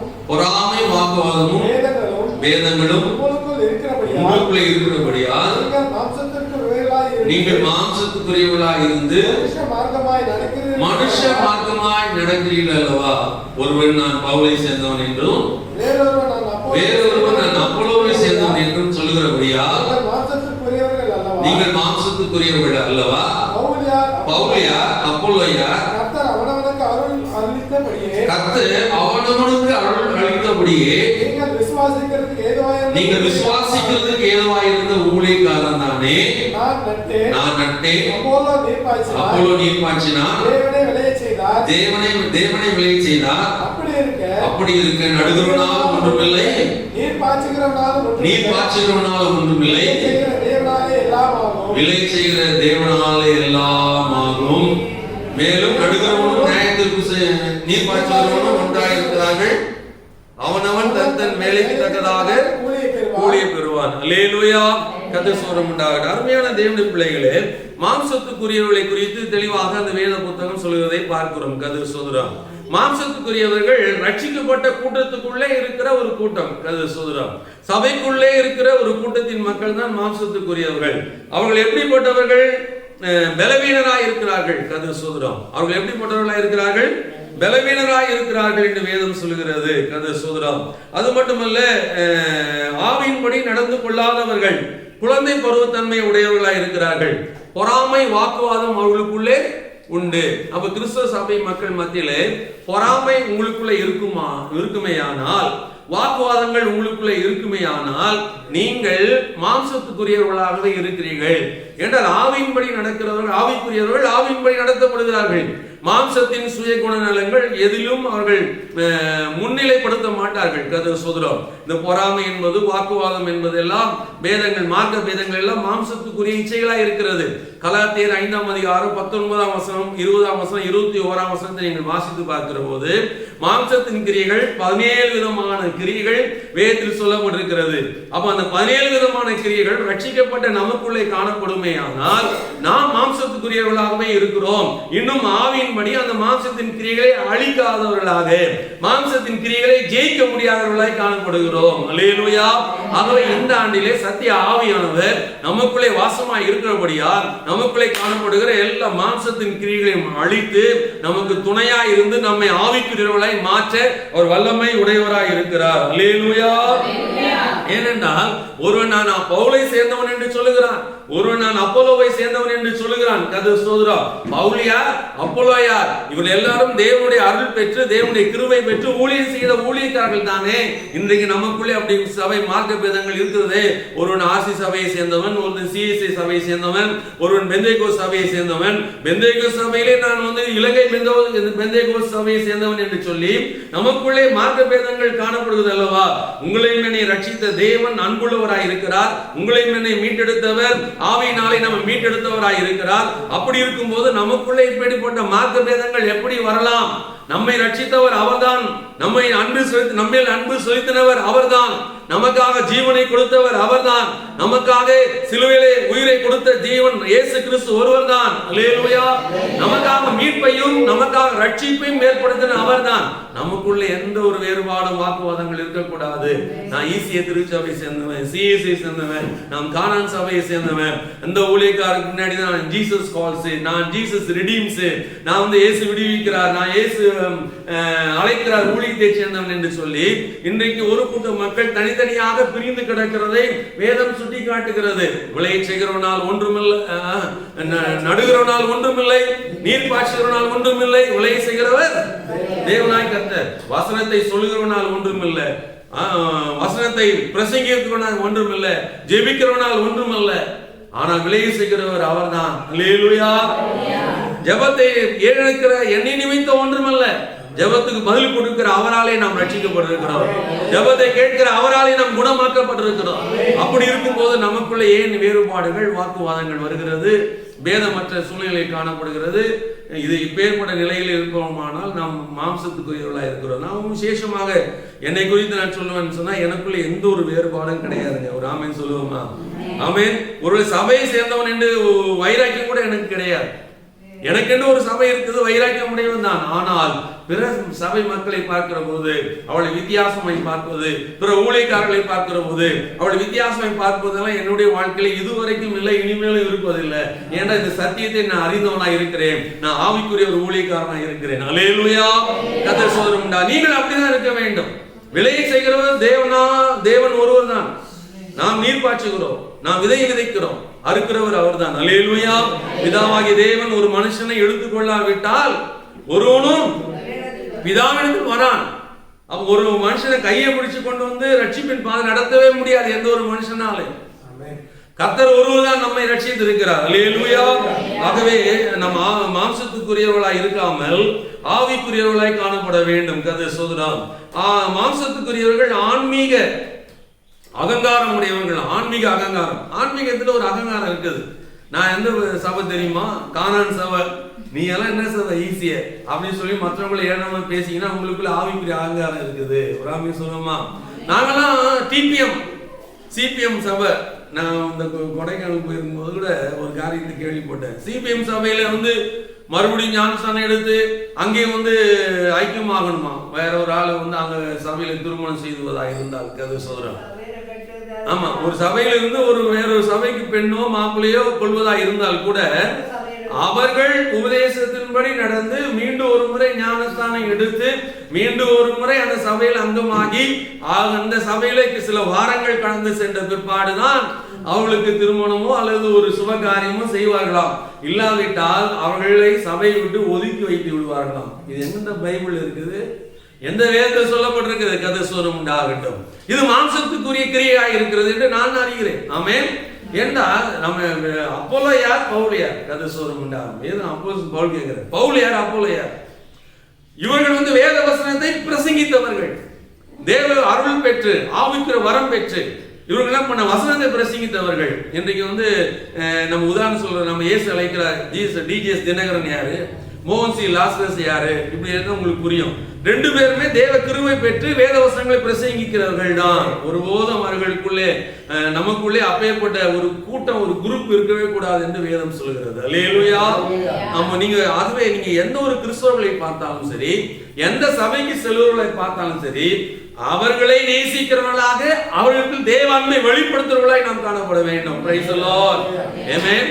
நான் ஒரு முறை டெல்லிக்கு அங்க போயிருக்கும் போது அங்க வந்து பாத்தீங்கன்னா அந்த தாஜ்மஹால்ல சர்மா ஒருத்தர் பார்த்தோம் கதை சோதரம் நமக்கு எங்களை அழைத்து கொண்டு சென்றவர் அவர்கிட்ட பேசிட்டே இருக்கும்போது அந்த ஒரு கிறிஸ்தவர் அங்க பார்த்த சர்மா என்று சொன்னால் பிராமணர்களுக்கு தான் சர்மா என்று பேரை பார்க்கலாம் கதை சோதரம். அப்பேற்பட்ட குடும்பத்திலிருந்து ரட்சிக்கப்பட்ட ஒரு மனுஷனை தன் மனைவி பிள்ளைகளோடு அந்த தாஜ்மஹாலை சுத்தி பார்க்க வந்திருந்தாரு. எங்களை அழைத்து கொண்டு சென்றார். அவர்கிட்ட பேசி அவர் ஹிந்தி தெரியும் அவங்க பேசினாங்க. அப்போ அவர் கேட்டாங்க எப்படி ரட்சிக்கப்பட்டீங்க சொல்லும்போது அவர் அந்த இடத்துல சாட்சி சொல்றாரு. அப்போ உண்மையிலே நான் பாத்தீங்கன்னா அந்த இடத்துல ஒரு கிறிஸ்துவரை பார்க்கும்போது என் உள்ளம் மகிழ்ந்தது. ஒரு ஆமென் சொல்லுவோமா? ஆகவே நாம் செல்லுகிற இடங்களிலெல்லாம் எங்கெல்லாம் ஒரு கிறிஸ்துவ தேவாலயம் இருக்கிறதோ எங்கெல்லாம் கிறிஸ்தவர்களை நான் பார்க்கிறேனோ அங்கெல்லாம் எனக்கு மகிழ்ச்சியும் ஆனந்தம் ஒருமை ஒளியே ஒருபோதும் பொறாமையும் இடர்பாடுகளும் வரவே வராது. அல்லேலூயா. நான் கூட கடந்த வாரத்திலே நான் சுற்றுப்பயணம் செய்கிற போது அங்க இருந்த தேவாலயத்தினுடைய படங்களை நான் நம்ம வாட்ஸ்அப் குரூப்ல போட்டிருப்பேன், பார்த்திருப்பீங்க கதை சோதரம். தேவாலயம் விசேஷமா இருக்கிற கோபுரங்கள் இருந்த தேவாலயம் 2 தேவாலயம் போட்டோ எடுத்து நான் போட்டிருக்கேன். காரணம் என்ன? நான் அந்த சபை சேராதவன் தான், அந்த சபையில எனக்கு ஒரு ஐக்கியம் இல்லாதவன் தான். ஆனாலும் கிறிஸ்துவின் நிமித்தம் தேவ ஆவி நிமித்தமாக அன்பின் நிமித்தமாக அவர்களும் நான் நேசிக்கிறவனா இருக்கிறேன். அல்லேலூயா. கர்த்தர் ஸ்தோத்திரம் உண்டாகட்டும். ஆகவே இப்பேற்பட்ட காரியத்தை நாம் செய்யாதவர்களா இருப்போமானால் நாம் மாம்சத்துக்குரியவர்களா இருக்கிறோம். ஒரு ஆமென் சொல்லுவோமா? எங்க பாஸ்டர் எங்க சபை அப்படின்னு சொல்லி நாம் எதையும் வந்து பெருமை பாராட்டாதபடி தாழ்மையோடு நான் இந்த சபைக்கு செல்கிறேன், ஆகவே நான் உங்களை நேசிக்கிறேன் சொல்லி மற்றவர்களை நேசிக்கிற பொழுது நாம் ஆவிக்குரியவர்களாக இருக்கிறோம். கர்த்தர் ஸ்தோத்திரம். ஆன்மீக அகங்காரம் நமக்குள்ள இருக்கக்கூடாது. ஆமென். நான் எத்தனை ஆண்டு காலம் கிறிஸ்துவன் தெரியுமா? நீ எல்லாம் நேற்று முளைச்ச காலானியா ஒரு பாஸ்டர் அப்படிதான் சொல்றாரு. நான் பார்த்தேன். கர்த்தர் ஸ்தோத்திரம். அவருக்கு ஆன்மீக அகங்காரம். நான் இந்த மாதிரி ஊழியத்துக்கு அழைக்கப்பட்ட பொழுது பாஸ்டர் ஆகிட்டேன். அப்புறம் வந்து அப்போஸ்தலர் பட்டத்துக்கு உயர்த்தப்பட்ட பின்பு அந்த நோட்டீஸ்ல வந்து அப்போஸ்தலர் ஜே பிரான்சிஸ் ஆபிரகாம் போட்ட போது அதை பிரசுரிக்கிற அந்த பிரசுகாரம் போடுறதுக்கு மனசு இல்லை. உங்களை என்னவா போகணும் அப்போஸ்தலரா நீங்கன்னு கேட்டாரு. கர்த்தர் சொன்னபடி அப்போஸ்தலர். நீங்க என்னவா இருந்தாலும் என்ன நினைத்து கொண்டு சகோதரன் போட்டாலும் சரி போதகரும் போட்டாலும் சரி பாஸ்டர் போட்டாலும் சரி அப்போஸ்தலர் போட்டாலும் சரி எது வேணா போடுங்க அப்படின்னு சொன்னா அவர் கடைசியில பாஸ்டர் போட்டு நோட்டீஸ் அடிச்சுட்டார். அப்போ ஒரு அந்த அப்போஸ்தலன் போட்ட நோட்டீஸ்ல ஒரு முறை ஒரு பாஸ்டர் கொடுக்கும்போது அவர் சொல்றாரு, பண்ணியா தான் சொன்னாரு, ரொம்ப தெரிஞ்சவர் தான், அவரை நான் வந்து ஜாலியா தான் எடுத்துக்கிட்டேன். ஏய் நீ எல்லாம் நேற்று முளைத்த காலானியா, நான் எத்தனை ஆண்டு கால ஊழியக்காரன் தெரியுமா, நான் எத்தனை ஆண்டு கால பாஸ்டர் தெரியுமா அப்படின்னு சொல்லி அவர் என்ன பண்ணார், எனக்கு முன்பாக ஒரு பெருமை பாராட்டினார். இது ஒரு ஆவிக்குரிய அகங்காரமா இருந்தாலும் ஆனா நான் அதை சந்தோஷமா எடுத்துக்கொண்டேன். உண்மையிலேயே அவர் வந்து ஒரு கிரேட் பர்சன் தான். உண்மையிலே அவர் வந்து விசுவாசத்துல ஊழியத்துல ஒரு அனுபவசாலியாய் காணப்படுகிறார். அப்பேற்பட்ட நபர் நம்மை குறித்து சொல்கிற போது எனக்கு அது குறைவா தெரியல. ஏன்னா நானும் அவரோடு கூட அப்படி வளர்ந்த ஒரு நபர். ஒரு ஆமென் சொல்லுவோமா? ஆமென். அவருக்கு குறைவான, அவருக்கு வயது அதிகம், 70 வயதுனா அவர் 50 ஆண்டு கால விசுவாசி.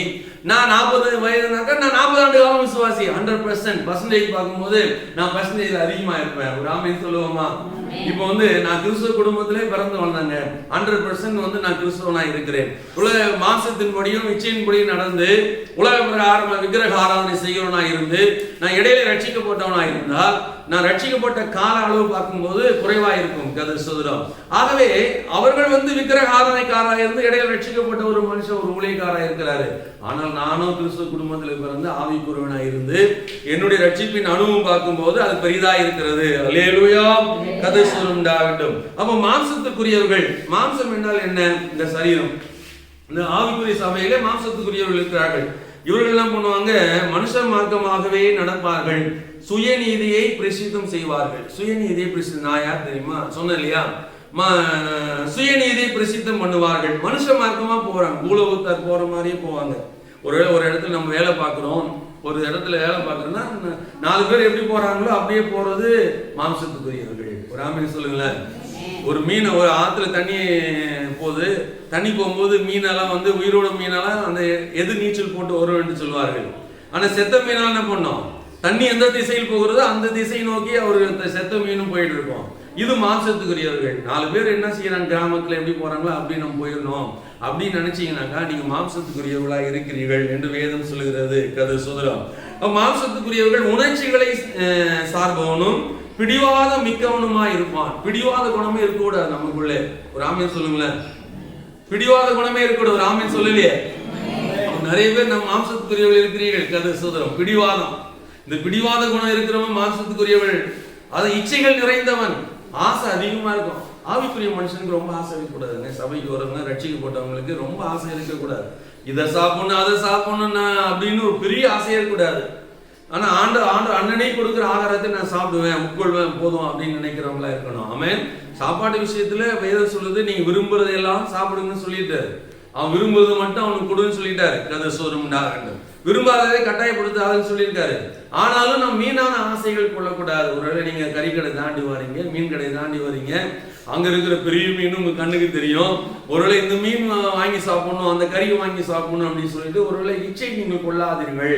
ஒருவேளை மற்றவர்கள் உடுத்திருக்கிற ஆடையை பார்க்கும் போது அதே போல நான் உடுத்த வேண்டும் என்று இச்சை கொள்ளாதிருங்கள்.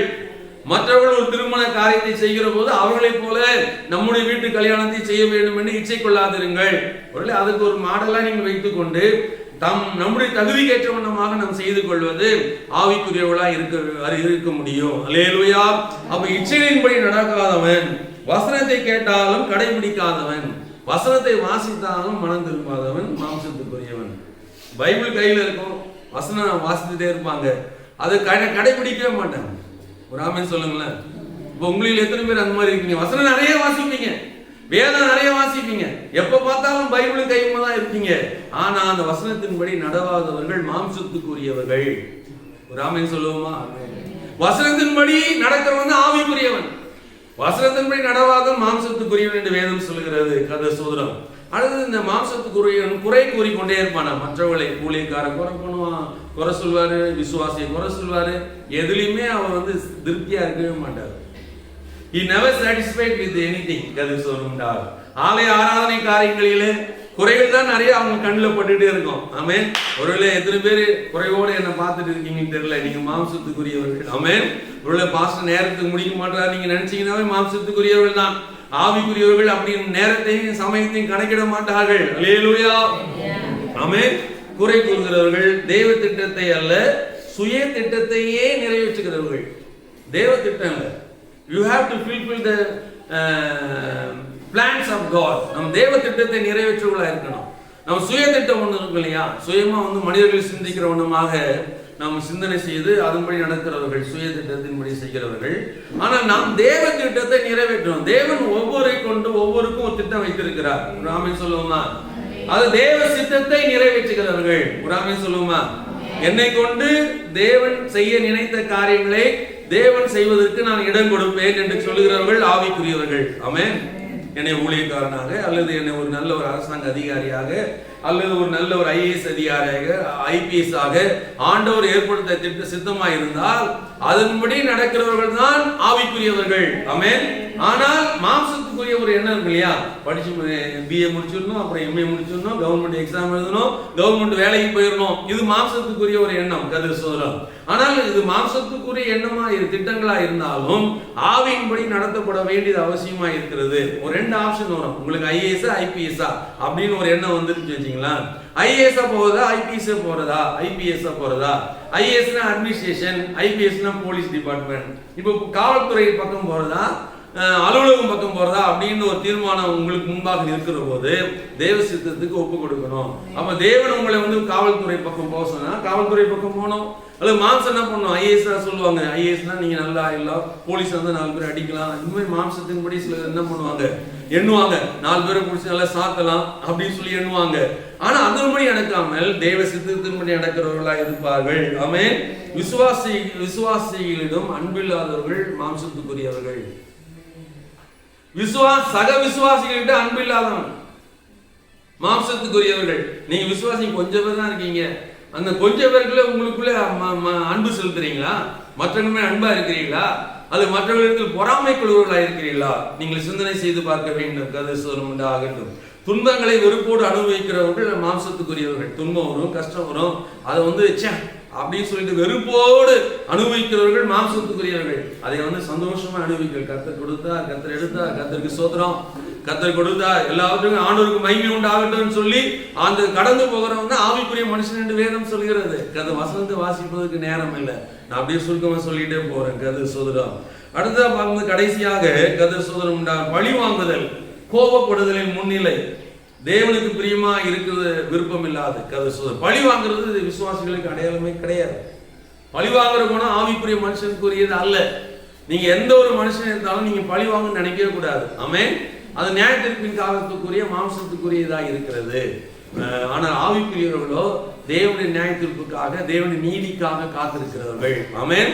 கர்த்தர் எனக்காக நியாயம் செய்வார், கர்த்தர் எனக்காக நீதி செய்வார் என்று சொல்லி அவர் மேல் நம்பிக்கையா இருக்கிறவர்கள் ஆவிக்குரியவர்கள். ஆனா உலக பிரகாரமாக என்னை அடித்தால் அவனை அடிப்பேன், என் பல்லை உடைத்தால் நான் பல்லை உடைப்பேன் என்று சொல்லி பழிக்கு பழி வாங்குவதில் மாம்சத்துக்குரியவர்களாக இருக்கிறோம். ஆமென். 2 வார்த்தை அவங்க என்னை திட்டாங்க, நானும் பதிலுக்கு 2 வார்த்தை திட்டாம அவர்களை விட மாட்டேன் என்று சொல்லுவோமானால், அல்ல சிந்தனை செய்வோமானால் நாம் மாம்சத்துக்குரியவர்களாக இருக்கிறோம். திட்டினா திட்டிட்டு போட்டோம், கர்த்தர் பார்த்துக் கொள்வார். பேசினா பேசிட்டு போட்டோம், கர்த்தர் பார்த்துக் கொள்வார் என்று சொல்லி நீடிய பொறுமையா, நீடிய சாந்தமா இருக்கிறவர்கள் ஆவிக்குரியவர்கள். அல்லேலூயா. இப்போ 3 வகையான மனிதர்களை குறித்து நான் உங்களிடத்தில் பகிர்ந்து கொண்டிருக்கிறேன். முதலாவது வகை ஜென்ம சுவாபம் உடையவர்கள், 2வது வகை ஆவிக்குரியவர்கள், 3வது வகை மாம்சத்துக்குரியவர்கள். இப்போ இந்த 3 வகையான கூட்டத்தின் மத்தியிலே நீங்கள் ஜென்ம சுவாபம் கண்டிப்பாக உங்களுக்கு இல்லை. ஏன்னா ஜென்ம சுவாபத்திலிருந்து இப்போ ரட்சிக்கப்பட்டு விசுவாசிகளை மாறிவிட்டோம். இப்போ ஆவிக்குரியவர்களா நீங்கள் மாம்சத்துக்குரியவர்களா என்பதை நீங்க சிந்தனை செய்யணும். கதிர் சோதரம். Are you spiritual person? Are you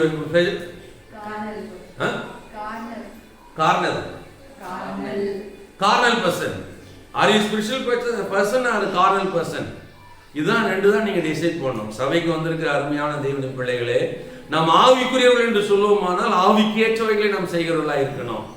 மாம்சத்துக்குரியவர்களை எல்லாத்தையும் விட்டு விடணும். கர்த்தர் உங்களை அதிகமாய் ஆசீர்வதிப்பார். அப்படி எல்லாரும் எழுந்து நின்று கொஞ்ச நேரம் ஆண்டவரை துதிப்போம். கர்த்தர் சோதரம் உண்டாகட்டும். கேட்ட சத்தியத்தை உங்கள் மனதிலே கொண்டு வந்து, ஆண்டவரே எனக்குள்ளே காணப்படுகிற ஜென்ம சுவாபம் மறைந்து போகட்டும் ஆண்டவரே, எனக்குள்ளே காணப்படுகிற அப்பா அந்த மாம்சத்தின் கிரியை அழிந்து போகட்டும் ஆண்டவரே என்று சொல்லி ஆண்டவருடைய மன்றாடுங்கள். ஹல்லேலூயா. ஆவிக்குரிய மனிதனாய் நான் நடக்க விரும்புகிறேன். எல்லாவற்றையும் ஆராய்ந்து நிதானிக்கக்கூடிய ஒரு அறிவை எனக்கு கொடுத்திருக்கிறீரே, உமக்கு சோதரம் என்று சொல்லுங்க. ஹல்லேலூயா. எல்லாரும் வாயிலை திறந்து ஆண்டவரை துதிக்கணும். கர்த்தர் சோதரம் உண்டாகட்டும். ஹல்லேலூயா. ஆவிக்குரியவன் மறுபடியும் பிறந்தவனாய் இருக்கிறார், அவராலே நடத்தப்படுகிறவனாய் இருக்கிறான். ஆவிக்குரிய கனிகளும் வெளிப்பாடுகள் உடையவனாய் அவன் காணப்படுகிறான். கர்த்தர் சோதரம். ஆவிக்குரியவன் புதிய சிருஷ்டியாய் காணப்படுகிறான். சுயத்தை அவன் சிலுவையில் அறைந்தவனாய் காணப்படுகிறான். ஆவியில் நிறைந்து ஆவியானவராலே நடத்தப்படுகிறவனாய் காணப்படுகிறான்.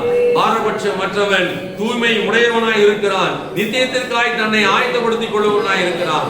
இன்றைக்கு அருமையான தேவனுடைய பிள்ளைகளே, மாம்சமான கிரிகள் நமக்குள்ளே வேண்டாம், மாம்சத்தின் இச்சைகள் நமக்குள்ளே வேண்டாம், இந்த மனதின் எண்ணங்கள் நமக்குள்ளே வேண்டாம்.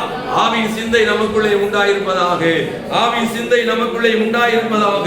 குழந்தைக்கு ஏற்ற அனுபவத்தை நாம் மறந்து பலவீனராய் இல்ல, நான் பலனாய் இருக்கிறேன் என்று சொல்லுங்க. அல்லேலூயா. நான் ஆவிக்குள்ளே பலனாய் இருக்கிறேன் ஆண்டவரே, என்னை பலப்படுத்துகிற கிறிஸ்து இயேசுவினாலே எல்லாவற்றையும் செய்ய எனக்கு பலன் உண்டு ஆண்டவரே என்று சொல்லி அறிக்கை பண்ணுங்க. அல்லேலூயா. அல்லேலூயா. என்னை பலவீனன் என்று சொல்லி தள்ளிவிடாது இருக்கிறவரே, அப்பா நான் அறிவில்லாதவன் என்று சொல்லி என்னை தள்ளிவிடாது இருக்கிறவரே, என்னை பலப்படுத்துகிற தேவனுக்கு சோத்ரம், எனக்கு அறிவு ஞானம் கொடுக்கிற தேவனுக்கு சோத்ரம், எனக்கு புத்தி கூர்மை கொடுக்கிற தேவனுக்கு சோத்ரம். ஹல்லேலூயா. சோத்ரம் சோத்ரம் சோத்ரம் சோத்ரம் சோத்ரம் சோத்ரம் சோத்ரம் சோத்ரம் சோத்ரம் சோத்ரம் சோத்ரம் சோத்ரம் சோத்ரம் சோத்ரம். அப்பா நாங்கள் கிறிஸ்துவுக்கு பைத்தியக்காரர்கள், நாங்கள் கிறிஸ்துவுக்கு பைத்தியக்காரர்கள் ஆண்டவரே. உலகம் எங்களை பைத்தியம் என்று சொல்லுகிறது, உலகம் எங்களை பைத்தியக்காரர்கள் என்று சொல்லுகிறார்கள் ஆண்டவரே. எல்லாவற்றும் கிறிஸ்துவுக்காக நாங்கள் சகித்துக் கொள்ளுகிறோம், கிறிஸ்துவுக்காக சகித்துக் கொள்ளுகிறோம் ஆண்டவரே. அப்பா எங்களுக்குள்ளே பாரபட்சம் இல்லை அப்பா. நான் பவுலை சேர்ந்தவன் என்றும் அப்போலோவை சேர்ந்தவன் என்றும் வேறுபாடு எங்களுக்குள்ளே இல்லை ஆண்டவரே. நாங்கள் இயேசுவின் அன்பினால் நிரப்பப்பட்டவர்களாய் இருக்கிறோம். இயேசுவின் கிருபையால் ரட்சிக்கப்பட்ட தேவஜனங்களாய் இருக்கிறோம். ஹல்லேலூயா. அம்மா, சபையானது எங்களுக்கு பிரிவினை அல்ல, போதகர்கள் எங்களுக்கு பிரிவினை அல்ல. நாங்கள் எல்லாம் ஒன்றாய் இருக்கிறோம். எல்லாம் ஒன்றாய் இருக்கிறோம். புதிய மனுஷனாக, புதிய மனுஷியாய் இருக்கிறோம். இயேசுவின் நாமத்தில் தேவ வல்லமை எங்கள் மாம்சத்தின் கீழே அழிப்பதாக, எங்கள் கண்களின் நிச்சயங்களை அழிப்பதாக. ஹல்லேலூயா. ஓ ரபர ரபர துபுர பகர தேர நகுரு துபுர பகர தேர தேர தேர தேர பகர நகர தேர தேர தேர தேர பகர தேர தேர. ஹல்லேலூயா.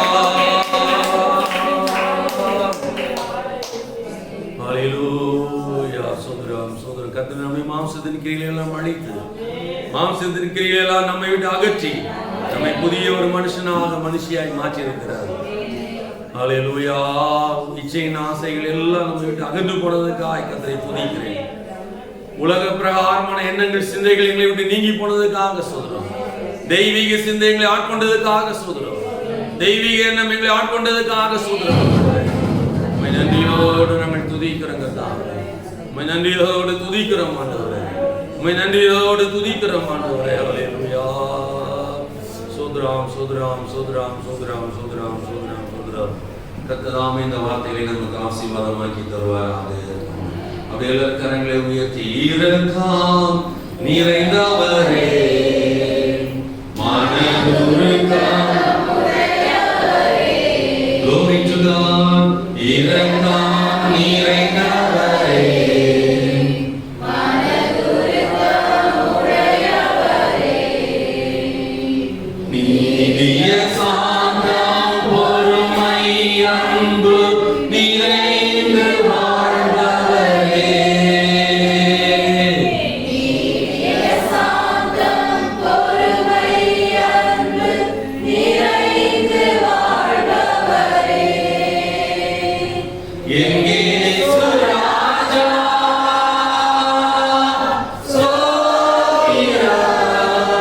சோதிரம் சோதிரமே சோதிரமே என் உயிருள்ள நாளெல்லாமே.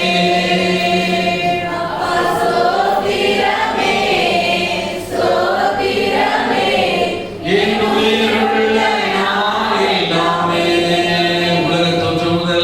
உலக தோற்றம் முதல் இயேசுவே எனக்காய் அடிக்கப்பட்டீர். உலக தோற்றம் முதல் எனக்காய் அடிக்கப்பட்டீர். துரோகியாய் வாழ்ந்த என்னையும் மீட்டு புது வாழ்வு தந்தவர் நீதியாய் மாற்றினவரே. துரோகியாய் வாழ்ந்த என்னையும் மீட்டு புது வாழ்வு தந்தவரே. என் இயேசு ராஜா சோதிரம் சோதிரமே சோதிரமே என் உயிருள்ள நாளெல்லாமே. அப்பா சோதிரமே சோதிரமே என் உயிருள்ள நாளெல்லாமே. கர்த்தாவே, நாராயணின் ஆசீர்வாதம் கூடியிருக்கிற இந்த பிள்ளைகள் மேல் கடந்து வருவார். கர்த்தருடைய ஆசீர்வதிப்பீராக. கர்த்தர் தம்முடைய முகத்தை இவர்கள் பிரகாசிக்க பண்ணி இவர்கள் மேல் கிருபையாய் இருப்பீராக. இவர்கள் ஜீவனுள்ள நாளெல்லாம் எருசலேமின் வாழ்வை காண்பாராக. மாம்சத்துக்குரியவளாய் நாங்கள் காணப்பட்டாலும் ஆவிக்கேற்றவனமாக நிதானித்து ஆராய்ந்து நாம் விசுவாசத்தில் ரட்சிக்கப்பட்டவர்களாய் இருக்கிறபடியால் ஆவிக்குரிய மக்களாக நாங்கள் காணப்பட, கிறிஸ்துவின் அன்பு கிறிஸ்துவின் கிருபை எங்களுக்குள்ள என்றென்றும் காணப்பட நாங்கள் இயேசுவின் நாமத்தில் வேண்டிக் கொள்கிறோம். கர்த்தர் எங்கள் ஒவ்வொருவரையும் ஆசீர்வதியும். இயேசுவின் நாமத்தில் ஜெபங்கள் பிதாவே. என் ஆத்துமாவே கர்த்தரை ஸ்துதி.